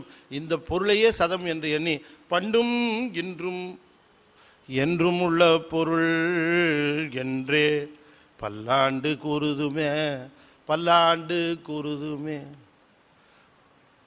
மிண்டு மனத்தவர் போமின்கள், மெய்யடியார் விரைந்து வம்மின், கொண்டும் கொடுத்தும் குடிகுடி ஈசற்கு ஆட்செய்வின், குடாம் புகுந்து அண்டம் கடந்த பொருள் அளவில்லதோர் ஆனந்த வெள்ளப்பொருள், பண்டும் ஒன்றும் என்றும் உள்ள பொருள் என்றே பல்லாண்டு கூறுதுமே, பல்லாண்டு கூறுதுமே, பல்லாண்டு கூறுதுமே. சுவாமி, பல ஆண்டுகள் எனக்கும் என் குடிக்கும் நீ தொடர்ந்து இந்த எண்ணத்தை தர வேண்டும், நீவீர் வாழ வேண்டும். நீவீர் என்று இருக்கிற பொருள், ஆனால் எங் குடியிலே நீவீர் என்றும் இருக்கணும், பல்லாண்டு வாழணும். எம்முடைய குடும்பத்திலே பல்லாண்டு நீர் நிலைத்திருக்கணும், எங்கெங்கோ போயிடாதீர். நீர் பல்லாண்டு இருக்கிறவர், நான் சொல்லி இருக்கிறவர்கள், நீ எப்பொழுதும் இருக்கிறவர். பண்டும் இன்றும் என்றும் உள்ள பொருளுக்கு பல்லாண்டு நான் எப்படி சொல்ல முடியும்? இது பண்டும் இருக்கிற பொருள், இன்றும் இருக்கிற பொருள், என்றும் இருக்கிற பொருள். முன்னை பழமைக்கும் முன்னை பழம்பொருள், பின்னை புதுமைக்கும் பேர்த்தும பெற்றியன். அப்படிப்பட்டவன் பண்டும் இருந்த பொருள், இன்றும் இருக்கிற பொருள், என்றும் இருக்கிற பொருள். அதுக்கு போய் பல்லாண்டு கூறுதல்னா, என்றும் இருக்கிற பொருள், என்னை விட்டு எப்பவுமே நீங்காமல் என் உணர்வில் இருக்கும் பொருள். பல்லாண்டு கூறுதுமே, பல்லாண்டு கூறுதுமே என்று சொல்லி நிறைவு செய்யுமாக 5 எழுத்து 5 முறை ஓதுவேன். நண்பர்கள் தொடர்ந்து ஓத வேண்டும் என்று திருவடி பணிந்து வேண்டிக் கொள்கிறேன். ஓ நமச்சிவாய, ஓ நமச்சிவாய, ஓ நமச்சிவாய, ஓ நமச்சிவாய, ஓ நமச்சிவாய. திருச்சிற்றம்பலம். 5 எழுத்தே நமக்கு கவசம். 5 எழுத்தை நாம விடாது ஓதணும். துன்பம் வருகிற பொழுது ஓதிக்கிறேன்னு சொல்லக்கூடாது, எப்பொழுதுமே ஓதி நம்ம பாடியை இம்யூனைஸ் பண்ணிக்கிற மாதிரி நமக்கு அந்த அற்புதமான 5 எழுத்தை கவசமாக ஆகி வந்த மந்திரமாக மாற்ற வேண்டும். அது எப்பொழுதுமே ஓதிக்கொண்டிருக்கிற பொழுது அது ஆகி வந்த மந்திரமாக ஆகும். அப்படி 5 எழுத்தை நாம் கவசமாக பெற வேண்டும். சிவ சம்பந்தமான செய்திகளை கேட்டுக்கொண்டே இருக்க வேண்டும். அடியார் திருக்கூட்டத்திலே இருக்க வேண்டும். நம்முடைய கடமைகளை நாம் செய்ய வேண்டும். பெருமான் பெருங்கருணையோடு நம்முடைய வாழ்விலே எல்லா விதமான வளங்களையும் நலன்களையும் அருள்வார் என்று சொல்லி இந்த அற்புதமான யானை ஒழிவை இங்கு நிகழ்த்தி வருகின்ற அருள்மிகு கமலவிநாயகர் சத்சங்கத்திற்கும் புரசை திருநீர் கழகத்திற்கும் என்னுடைய வாழ்த்துக்களை சொல்லி கூடியிருக்கக்கூடிய அடியார் பெருமக்களாக உங்கள் அத்தனை பேர்களையும் வணங்கி, பெருமானுடைய பெருங்கருணை உங்களுக்கு உரித்தாகும். உங்கள் வாழ்விலே எல்லா விதமான வளங்களும் நலன்களும் பெறுவீர்கள் என்று சொல்லி சந்திப்போம், தொடர்ந்து சிந்திப்போம் என்று கூறி விடைபெறுகிறேன். நன்றி, வணக்கம். திருச்சிற்றம்பலம். தென்னாடுடைய சிவனே போற்றி, வெற்றிவேல் முருகனுக்கு. திருச்சிற்றம்பலம்.